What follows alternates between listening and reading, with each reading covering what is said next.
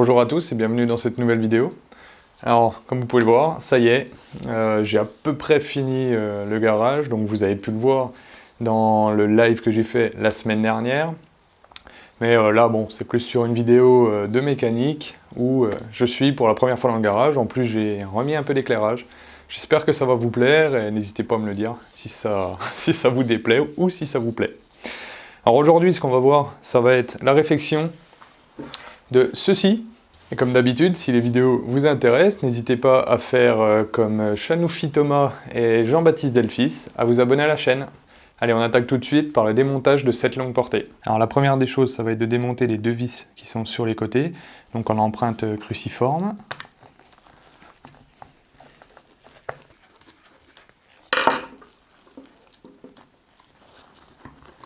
Et après, on tire simplement dessus pour ouvrir en deux la longue portée. Alors ce que je vais faire tout de suite, ça va être d'ouvrir cette pièce-là. Il doit y avoir un connecteur dedans, je pense.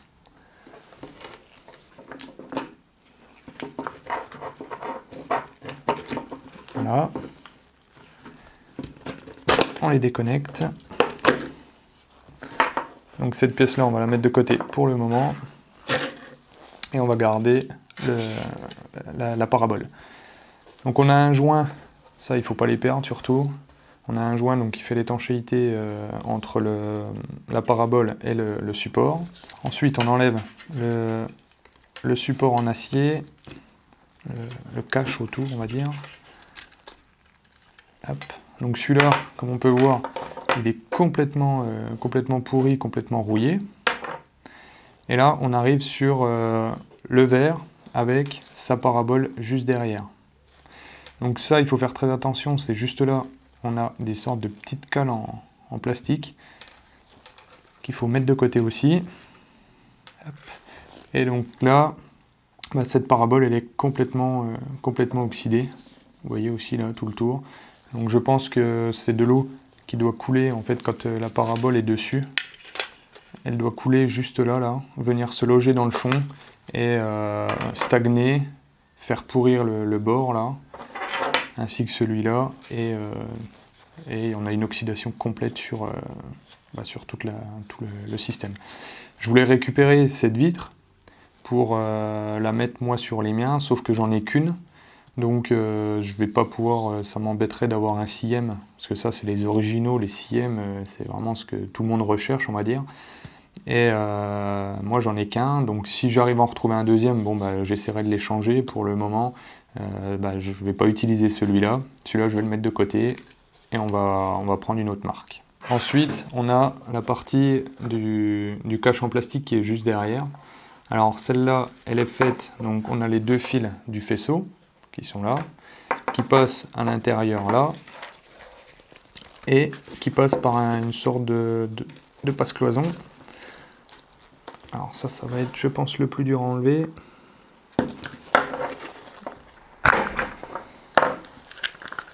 Voilà. Et ensuite, on sort les deux fils.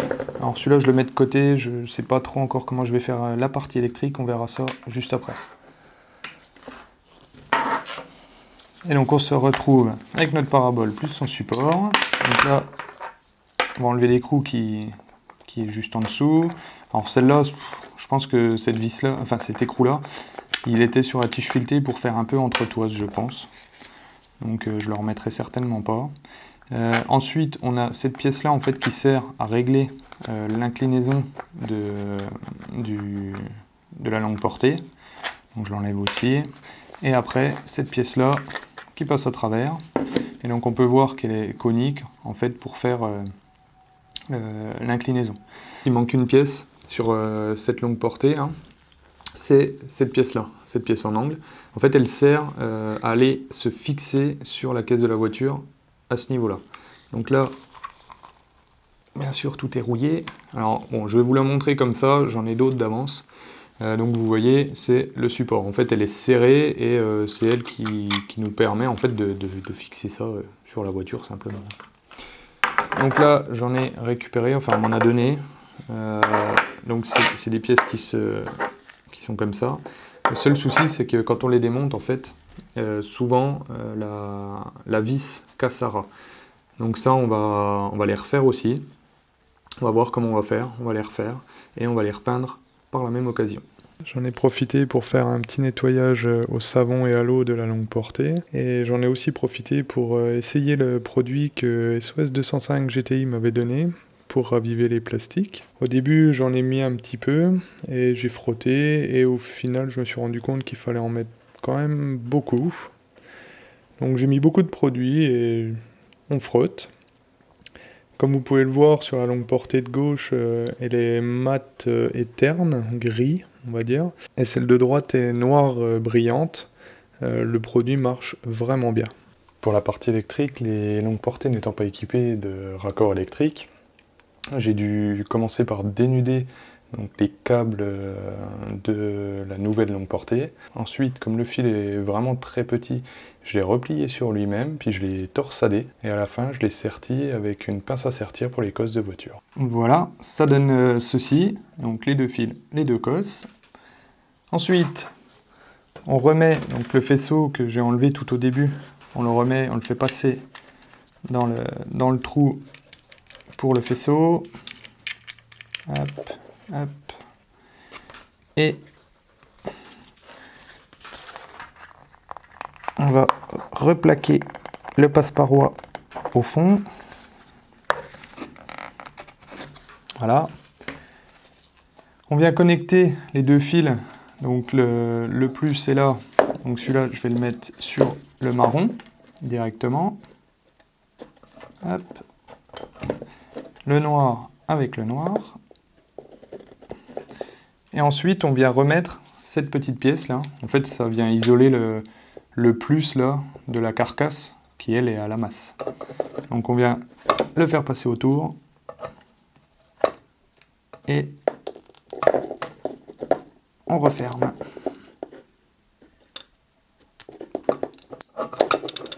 Voilà.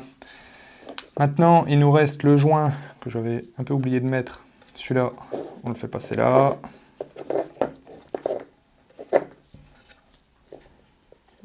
Voilà.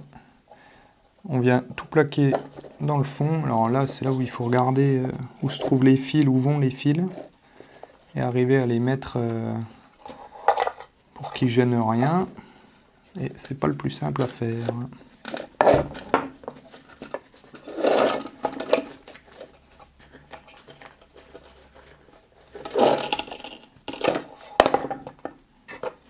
En plus de ça, essayez de faire attention, la marque donc, qui est là, Denji, soit bien vers le bas. Donc le bas, c'est là où il y a le support. C'est autrement, ça pourrait ne pas ressembler à grand chose. Voilà. Là, on est à peu près fermé. Voilà. Maintenant, on vient reprendre les deux petites entretoises qui sont là, les mettre de chaque côté, une et l'autre là. On remet le capot, le cache par-dessus. Et après, on vient remettre les vis. Vous trouvez pas quand même que ça a un peu de la gueule là? Je croirais qu'il est tout neuf et qui sort du magasin là, vraiment top. Au niveau du support, j'ai commencé déjà à le redresser parce que souvent le support est un peu tordu. Donc je l'ai frappé légèrement au marteau pour le remettre droit. J'ai commencé aussi à le décaper à la brosse métallique et ensuite à la disqueuse. Alors voilà ce que ça donne, la pièce que j'ai disquée un peu. Et alors derrière, elle n'est pas belle du tout quand même. Et au-dessus, et là aussi, j'ai fait que à la brosse métallique, donc sur disqueuse. Et la deuxième, alors encore un peu chaude, j'ai fait que à la brosse métallique. Donc on peut voir que l'aspect de la pièce est beaucoup plus beau. Je vais essayer pour voir si la peinture tient bien, se voit, si on a des petits défauts en fait avec la disqueuse, si elle va couvrir les défauts de la disqueuse ou pas. Donc c'est totalement volontaire. On va voir ce que ça donne. Alors bien sûr, il faut enlever les anciennes vis de ce support. Je les ai marquées avec un pointeau en leur centre pour pouvoir les percer par la suite, pour enlever la vis qui traverse le support. Voilà, c'est soudé. Alors surtout, ne me tapez pas, je suis pas bon du tout dans la soudure. Je vais essayer de m'améliorer, mais c'est pas les meilleures choses que je fais, quoi. Voilà ce que ça donne. Hop. Et la vis qui dépasse de l'autre côté. Par la même occasion, j'ai décapé aussi les vis qui permettent le réglage de la longue portée. Alors voilà, on a fini. On a nos deux supports qui sont nettoyés et qui ont deux vis pour pouvoir se fixer à la 205 CTI. On a les deux supports en dessous aussi qui sont décapés. Maintenant, il va falloir que je les peigne, parce que bien sûr, vous vous doutez que là, comme ça, d'ici peu de temps, ils sont foutus, ils sont complètement rouillés si je ne les repeins pas. Donc là, je vais utiliser mon pistolet à peinture en poudre. Je vous en avais parlé de ça, comme quoi j'en avais un et que je voulais l'utiliser. Donc là, je vais l'utiliser aujourd'hui pour ça. Par contre, je vais pas vous expliquer tout le système parce que ça va durer trop longtemps. Pour faire simple, en gros, on pulvérise de la peinture en poudre sur le support, on la fait cuire et après ça fonctionne, ça fait une super peinture. Donc j'ai ce petit appareil là. En plus, comme vous pouvez le voir juste à côté, j'ai un four. Donc ça c'est pareil, je vous expliquerai tout ça dans la vidéo de la semaine prochaine, ce sera sur ce système là.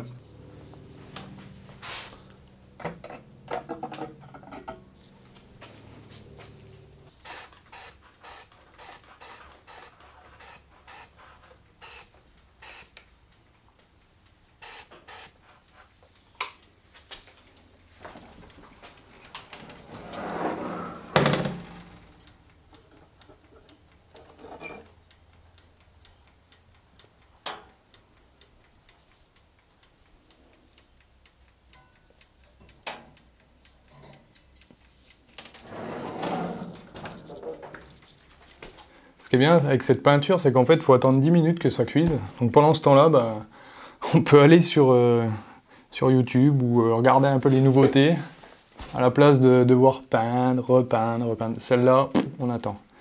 En parlant de ça, je voulais vous parler d'un truc parce que là, je viens de tomber dessus. C'est un YouTuber qui a créé une chaîne il y a peu de temps, à ce que je vois. Il y a 2-3 vidéos là. C'est Benjamin Workshop.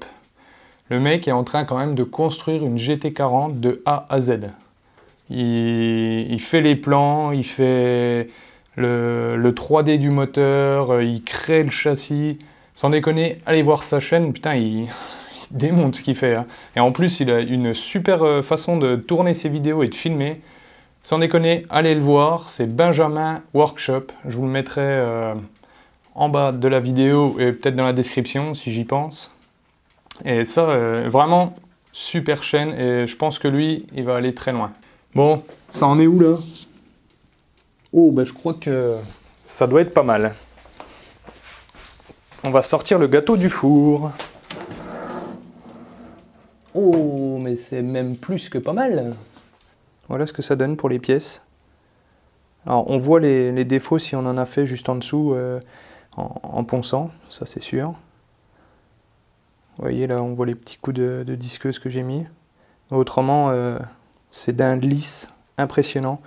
Et une peinture, vraiment, elle paraît dure. Vraiment comme si on achetait une pièce dans un magasin, quoi. C'est vraiment, c'est top comme peinture. Vraiment, c'est top. Donc maintenant, on va faire le remontage donc, de la longue portée sur son support.